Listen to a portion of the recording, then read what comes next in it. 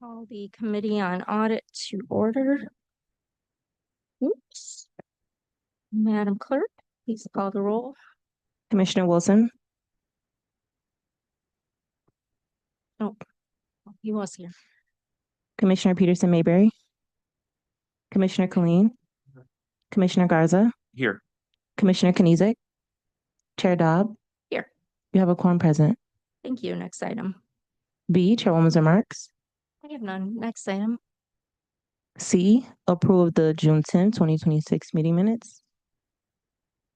Yes. Okay. Moved by Commissioner Colleen, supported by Commissioner Peterson Mayberry. Is there any discussion on the meeting minutes? Hearing none, please vote on your tablets. Motion carried. Next item. D, unfinished business. There is none listed. All right. Next item. Moving to new business, items 1 and 2. Forwarding a copy of the Office of Legislative Auditor General's Financial Assessment Limited Review Report for the Wayne County Employees Retirement System Defined Benefit Plan and Defined Contribution Plan audited financial statements for the fiscal years ended September 30, 2025 and 2024. Okay. And let's do item number 2. Also, did you read that as well? Sorry. Okay. All right, we're all set. Marcy? Marcia Coro, Auditor General, and I'll have staff introduce themselves, and then we have guests that are online. Vandy Ortiz, Deputy Auditor General. Erica Jones, Principal Senior Auditor. Kristen Presto, Legislative Internal Auditor 3. And Todd and Gerard, if you could introduce yourselves. Director. Wait a second. No, go. Gerard Grisco, Deputy Director. Todd Pickett, Department Executive. And I'm going to turn over to Vandy Otis. Good morning.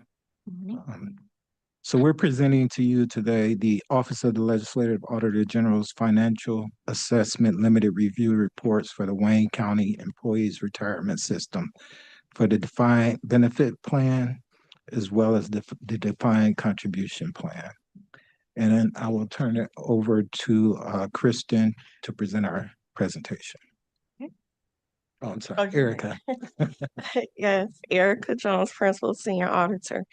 The Wayne County Employees Retirement System Defined Benefit Plan is a contributory agent, multiple employer defined benefit public employee retirement plan that is established, administered, and governed in accordance with the authority of the Public Act 156 of 1851, the Michigan Complied Laws, the Wayne County Charter, and the Wayne County Employees Retirement System Ordinance. The plan's basic benefits are funded by contributions from the county, the Third Judicial Court of Michigan, the Wayne County Airport Authority, and plan participants as specified by the plan option selected, as well as by the investment income earned on the plan's assets.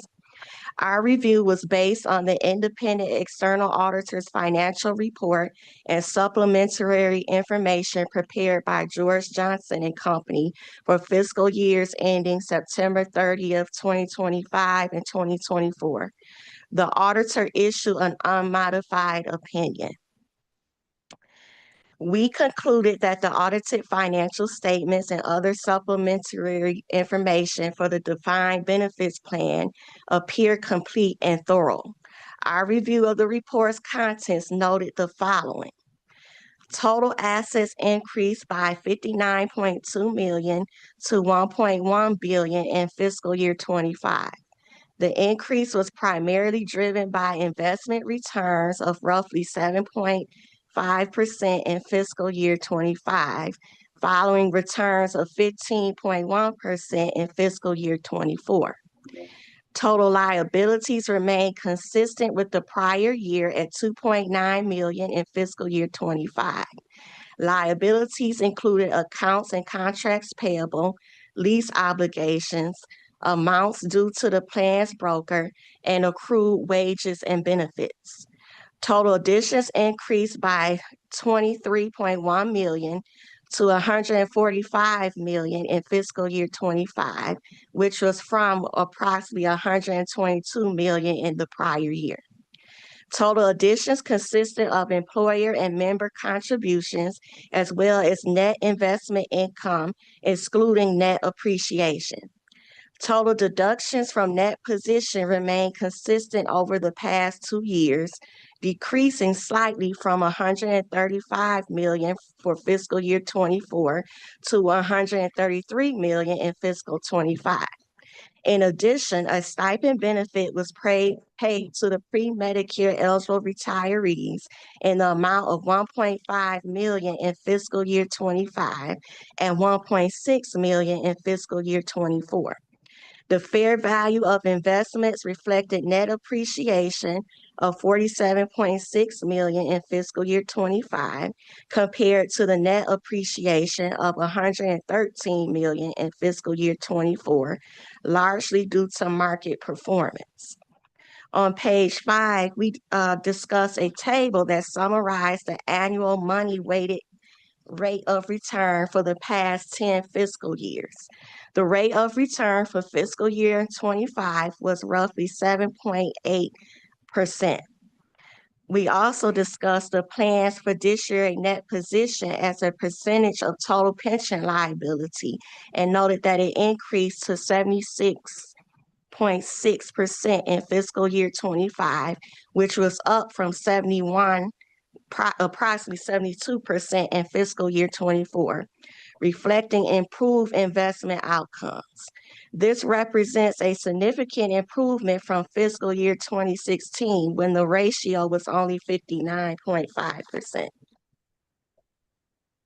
As part of our conclusion, based on the work performed, nothing came to our attention to suggest that the audited financial statement of the Wakers Defined Benefit Plan, along with other supplementary information, are not presented in accordance with generally accepted accounting principles. We recommend that the OAG's Financial Assessment Limited Review Report of the Wayne County Employees Retirement System Defined Benefit Plan financial statements for fiscal years 25 and 24 be forwarded to the Wayne County Commission for receipt and filing.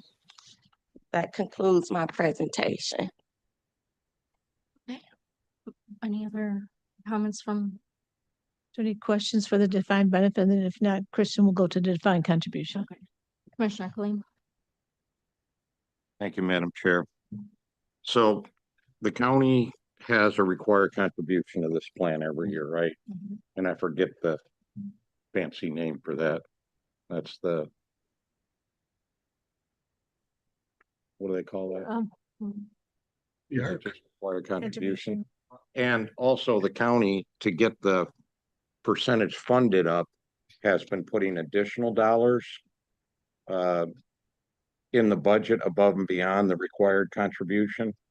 That is correct. And Todd may want to speak to that, but we did just recently receive. Well, and let me get my question out too. What's the target here? Because we're getting close to 80%. So is there a target, and does the county have in the coming year budget, have they put in dollars above and beyond the required contribution?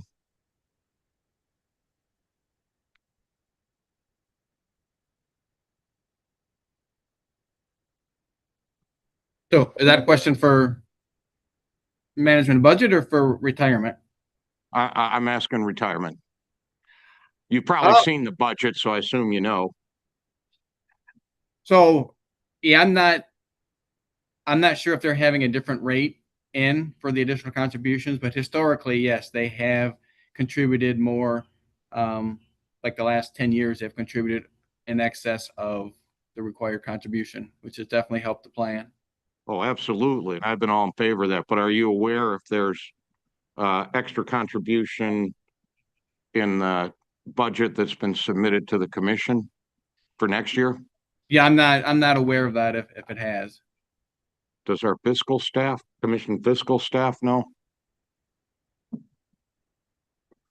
Through the chair, Commissioner Khalil, at this time, we haven't dove deep into the Okay. budget. So once we do, we will make the information be known. And then given the extra contributions and whatnot above and beyond our required contribution, does the retirement system have like a target for where they want to be? Yeah, of course, everybody's going to say, oh, 100% funded, but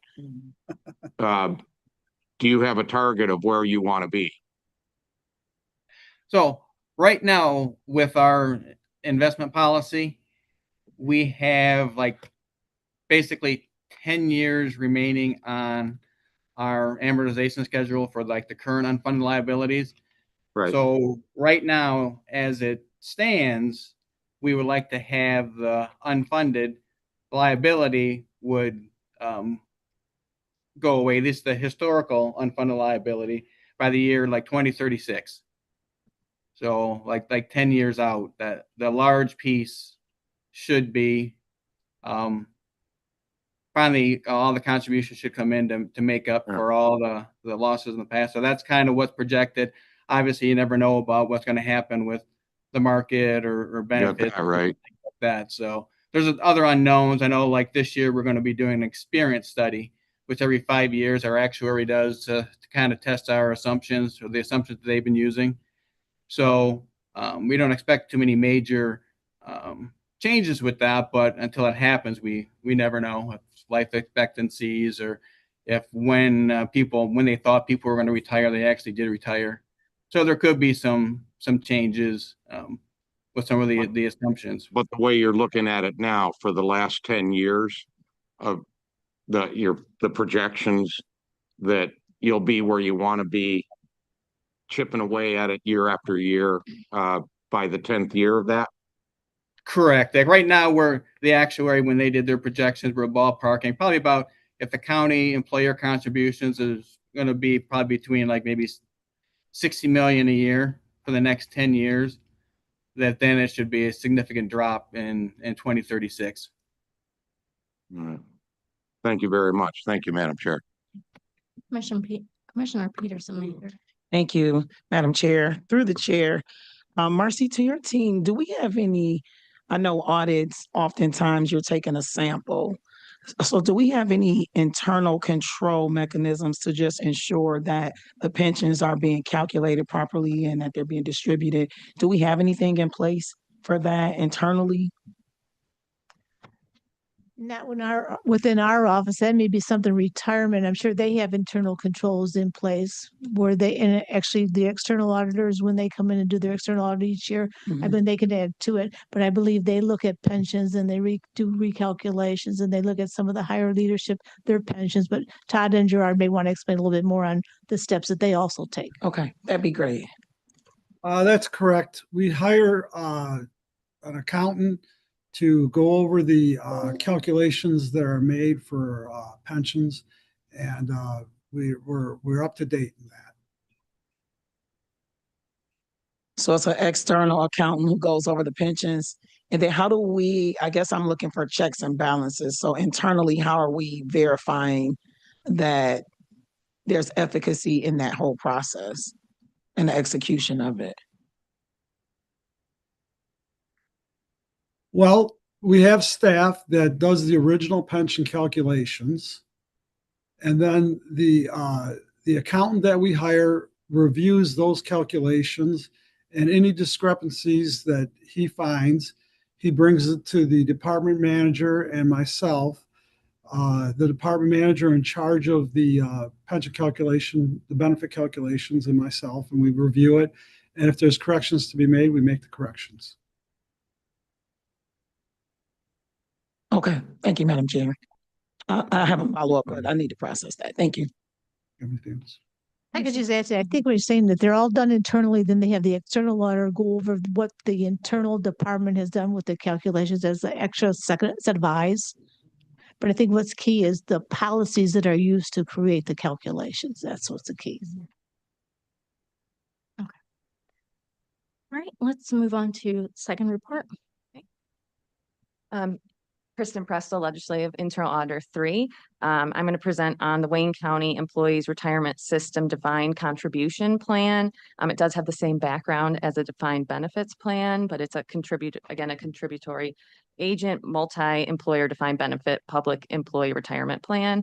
and its basic benefits are funded by contributions from the county, the Third Judicial Circuit of Michigan, the Wayne County Airport Authority, and plan participants, as well as by the investment income earned on the plan's assets. So our review was based on the independent external auditor's financial report and supplementary information provided by George Johnson and Company for fiscal years ended September 30th, 2025 and 2024. The auditor's report on the financial statements resulted in issuance of an unmodified or clean opinion. So we concluded that the audited financial statements and other supplementary information for the defined contribution plan appear complete and thorough. Our review of the report's contents noted the following. The plan's total assets increased by $36.1 million over the prior year from $516.2 million in the prior year to $552.4 million at the end of fiscal year 2025. Included in total assets are participant-directed investments, notes receivable from participants, and accounts receivable. A majority of the $36.1 million increase relates to an increase in investment performance for the year. According to the statements of change in fiduciary net position, total additions to net position increased by $3.6 million from $23.6 million in the prior year to $27.2 million for fiscal year end of 2025 due to employee pay increases and higher rollovers into the plan. Total deductions to net position decreased by $0.8 million from $40.7 million in the prior year to $39.9 million for fiscal year end of 2025 due to lower participant distributions and withdrawals resulting from retirements, terminations, and distributions. The fair value of investments was favorable at the end of the 2025 fiscal year with a net appreciation of $48.9 million as compared to a net appreciation of $94.5 million and $47.4 million in the prior 2 years. The net appreciation of the fair value of investments for the current year is attributable to volatile financial markets and resulting investment performance for the year. So our conclusion was based on the work performed. Nothing came to our attention that caused us to believe the audited financial statements of the Wickers defined contribution plan and other supplementary information are not presented in conformity with generally accepted accounting principles. So we recommend that the OAG's financial assessment limited review report of the Wickers defined contribution plan financial statements for the years ended September 30th, 2025 and 2024 be forwarded to the commission for receipt and filing. All right. Any questions from commissioners? Question. Any final comments? Marcy, Vandy? We would like to thank our guests from the Wickers retirement system for being online today. And that's all I have. Thank you. Great. Okay, we do have a motion from Commissioner Garza, support from Commissioner Wilson. With that, please vote on your tablets. Motion carried. Great. Thank you for joining us today online. All right, thank you. Okay, Madam Clerk, next item. F, such other matters as may be properly submitted before the committee. Okay, I have none. Next item. G, public comments. Is there anyone here who wishes to make a comment to the committee on audit, online or on Zoom? Are we taking emails? No emails. Okay. Second call for public comments. Third and final call. Okay, there are no public comments. Next item. Adjournment. Is there a motion to adjourn? Then moved and supported.